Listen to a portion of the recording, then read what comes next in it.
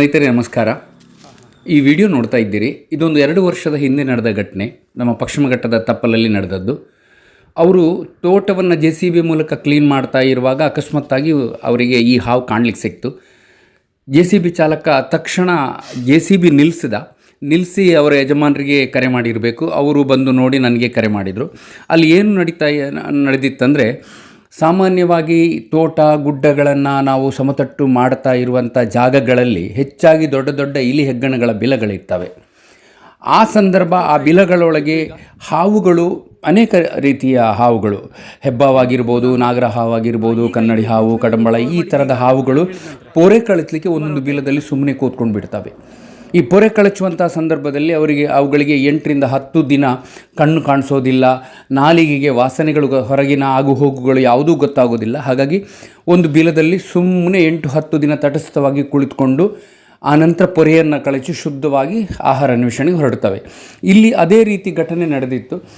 ಆ JCB ಚಾಲಕನ ಸೂಕ್ಷ್ಮತೆಯಿಂದ ಅದು ಬದುಕುಳಿಯಿತು ಅಂತ ಹೇಳಬೇಕು.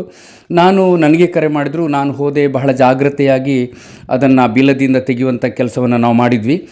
ಆನಂತರ ಅದನ್ನು ತಂದು 1 ವಾರ ಶುಶ್ರುತೆಗೊಳಿಸಿದ ನಂತರ, ಸಣ್ಣ ಪುಟ್ಟ ಗಾಯಗಳಾಗಿದ್ದು 1 ವಾರದ ಶುಶ್ರುತೆಯ ನಂತರ ಅದು ಗುಣಮುಖ ಆಯಿತು. ಅವರ ಒಂದು ನಂಬಿಕೆ ಹೇಗಿತ್ತಂದರೆ, ಅದೇ ಪರಿಸರದಲ್ಲಿ ಅದನ್ನು ಎಲ್ಲಿತ್ತೋ ಅದೇ ಪರಿಸರದಲ್ಲಿ ಬಿಡಬೇಕಂತ ಅವರು ವಿನಂತಿ ಮಾಡಿಕೊಂಡ್ರು. ಹಾಗೆ ಬಂದು ಕೊಂಡು ಹೋದರು ಕೂಡ.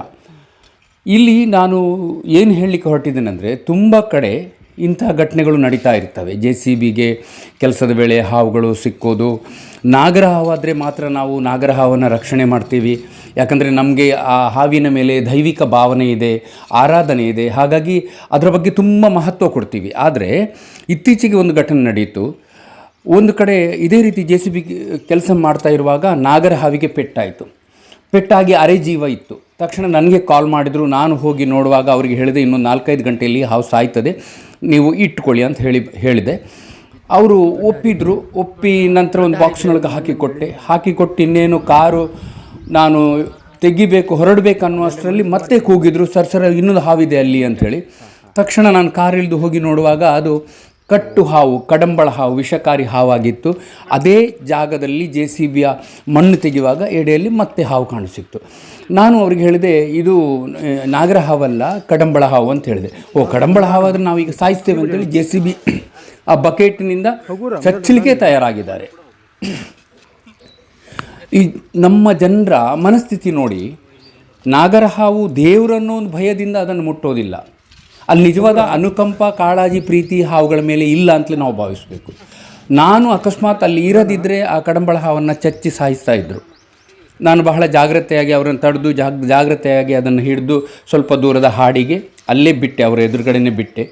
ಹಾಗಾಗಿ JCB ಕೆಲಸದ ವೇಳೆ ಈ ಥರ ಎಲ್ಲಾದರೂ ಘಟನೆಗಳು ನಡೆದರೆ ಯಾವ ಹಾವಾಗಿದ್ರೂ ತೊಂದರೆ ಇಲ್ಲ. ಅವುಗಳಿಗೆ ಹಾನಿ ಮಾಡದೆ ಆದಷ್ಟು ಅವುಗಳನ್ನು ಸ್ವಲ್ಪ ದೂರ ಕಟ್ಟುವಂಥ ಕೆಲಸವನ್ನು ನಾವು ಮಾಡಬೇಕಾಗ್ತದೆ. ಯಾಕಂದರೆ ಒಂದು ಪರಿಸರದಲ್ಲಿ ಬರೀ ನಾಗರ ಹಾವುಗಳೇ ಬದುಕ್ತಾ ಇದ್ದರೆ ಏನೂ ಪ್ರಯೋಜನ ಇಲ್ಲ.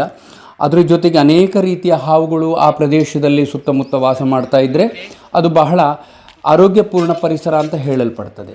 ನಾವು ಬರೀ ಕುದುರೆಗೆ ಕಣ್ಕಾಪು ಕಟ್ಟಿದ ರೀತಿ ಒಂದೇ ದೃಷ್ಟಿಕೋನದಲ್ಲಿ ಒಂದು ಜೀವಿಯನ್ನು ನೋಡೋದು ಅಷ್ಟು ಸಮಂಜಸ ಅಲ್ಲ ಅಂತ ನನಗೆ ಅನಿಸ್ತದೆ. ಹಾಗಾಗಿ ಆದಷ್ಟು ಇತರ ಹಾವುಗಳನ್ನು ನಾವು ಉಳಿಸ್ಕೊಳ್ತಾ, ಈಗ ಅಕಸ್ಮಾತ್ತಾಗಿ ಹೆಬ್ಬಾವು ಈ ರೀತಿ JCBಗೆ ಬಿದ್ದು ಪೆಟ್ಟಾಯಿತು, ಅಥವಾ ಕನ್ನಡಿ ಹಾವು, ಕಡಂಬಳ ಹಾವುಗಳು ಪೆಟ್ಟಾದರೂ ಅಕಸ್ಮಾತ್ತಾಗಿ ಅವುಗಳನ್ನು ಕೂಡ ರಕ್ಷಣೆ ಮಾಡುವಂಥ ಮನಸ್ಥಿತಿಯನ್ನು ನಾವು ಬೆಳೆಸ್ಕೊಳ್ಬೇಕು. ಬರೀ ನಾಗರ ಹಾವು ಕಂಡು ಕೂಡಲೇ ಅದಕ್ಕೆ ಎಷ್ಟು ಖರ್ಚಾದರೂ ಪರವಾಗಿಲ್ಲ, ಅದನ್ನು ಗುಣ ಮಾಡಿ ಅನ್ನೋ ಒಂದು ಮನಸ್ಥಿತಿ ಇದ್ದಾಗ, ಇಂಥ ಹಾವುಗಳು, ಬೇರೆ ಹಾವುಗಳು ಬಿದ್ದಾಗಲೂ ನಾವು ಅವುಗಳನ್ನು ಶುಶ್ರುತಿಗೆ ಒಳಪಡಿಸುವುದು.